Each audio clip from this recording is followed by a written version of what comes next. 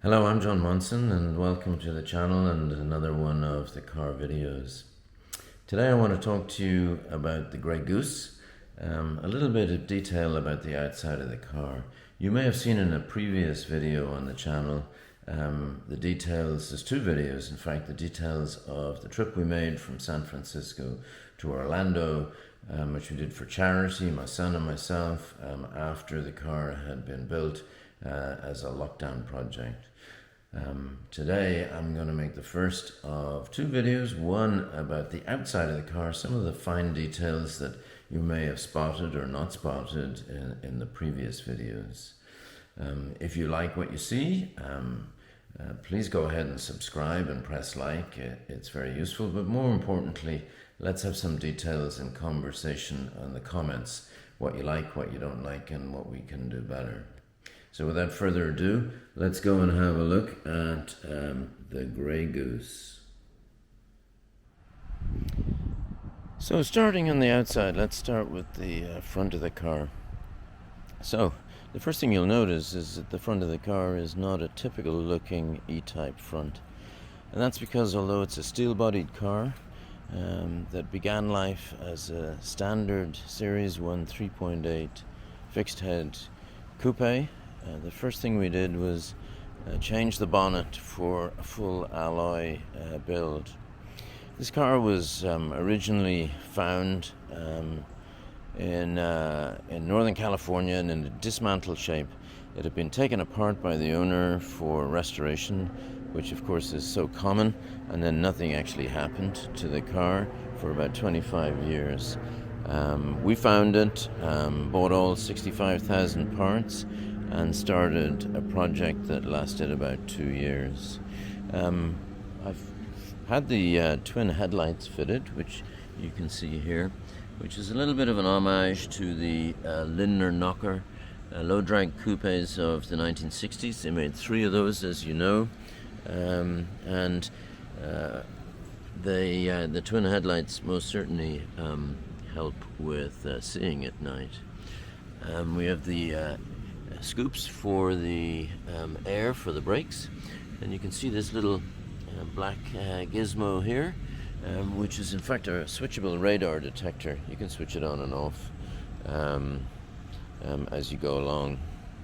The rest of the car is in steel, so alloy bonnet, and everything back from the rear bulkhead here, or the front bulkhead I should say, is standard steel. But as you can see, we've made a few modifications to the body as well as that.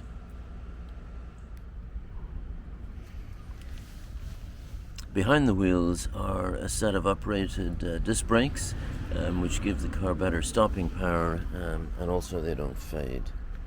And we put this nice Jaguar emblem here alongside the leather straps, which to be honest are purely ornamental. The color is opalescent grey. It's an original E-Type color from the 1960s, and it's Jaguar's version of a metallic paint. It's a grey color, but I think it changes colors a lot during different lights, and it has a green tinge to it, which I think looks very much like the Astons of the 50s. So, coming around to the back, you'll see that we've lost the bumperettes, smoothed it out here, and which I think gives it a kind of a cool and purposeful look. But you can tell me in the comments as to what you think about it. Along, of course, with the Le Mans filler cap, I think these are a very nice addition to this type of restoration. But again, let me know what you think. And by the way, if you like what you're seeing in the videos, press subscribe to the channel and you'll see more videos, and tell us in the comments what sort of thing you would like to see. Moving down here, it's the same story. So let's have a look and see what's under the bonnet. So let's have a look under the bonnet and have a look at some of the other changes that we made as well. First thing you can see is that we've kept the Underside of the bonnet, the alloy bonnet unpainted. It gives it that kind of raw look to the alloy and the aluminium, or aluminum as you might say in the US. E-Type Jags have, of course, this legendary piece of artwork, the straight 6XK engine that went from the late 1940s until almost the 1990s. This is the 3.6, which carried over from the 3.8, I beg your pardon, which carried over from the XK 150S, which of course the E-Type essentially replaced. Obviously we had the engine totally rebuilt. It's not been particularly souped up. It's got a slightly hotter cam in it, and it's got a reprofiled head. We wrapped the exhaust manifolds here. They go 6 into 2, and we did that really as just one of the efforts to try and improve heat dissipation. These cars are legendary for producing heat under the bonnet. Over here we've got an alloy radiator, a beautiful piece of engineering.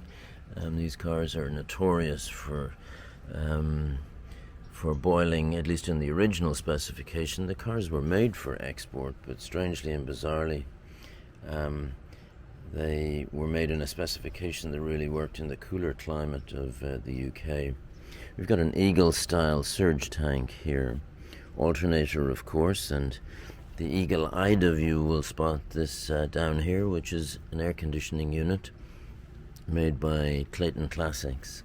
This runs straight into the original heater box here, which means that the air in the cockpit comes out the original air vents. E-Types have become legendary for their handling characteristics, and it's a torsion bar suspension which we've retained with a few little changes. First, we've strengthened the picture frame here, which helps handling, and secondly, on the shock absorbers we've fitted coilovers as an addition. It's not a replacement. We still have the original torsion bar setup, although we have a stiffer torsion bar and stiffer anti-sway bar. So on this side of the engine bay you can see that we've moved the battery over here for a little bit of weight distribution change. I've stuck with the SU carburetors. SU stands for simple and usable, of course, and that's the main reason they're a little easier to balance. I've got better breathing going on here, and I decided not to do the Weber change that a lot of people do. We've got a high torque starter in here, and I also fitted over here a power kill switch. Actually you can switch it off here, but on the dashboard, which we'll see in the other video, there's a single button, so when you stop the car, press one button and everything switches off, which is very good for cars that don't get used on a daily basis. It stops the battery from draining. Although you can't see it easily here, the one major thing that I did was add electric power steering. It's switchable, and there's a switch underneath the dash. I find it's a dramatic improvement to these cars. At higher speeds you can change it, switch it off when you don't need it, but at lower speeds they're pretty heavy steering E-Types, and this is totally removable without any major surgery and not very expensive. So there we have a run around the outside of the Grey Goose. I hope you enjoyed it, and don't forget to check out the next video, which will be on the channel soon, where we will look at the driving characteristics and what we've done also on the interior. Has made a few subtle changes which we put together in the car to help us as we drove just over 3,600 miles across the US. Once again, I'm John Monson. This is one of the car videos. Press subscribe and like, and send us some comments about what you think of the videos. Okay, have a good day.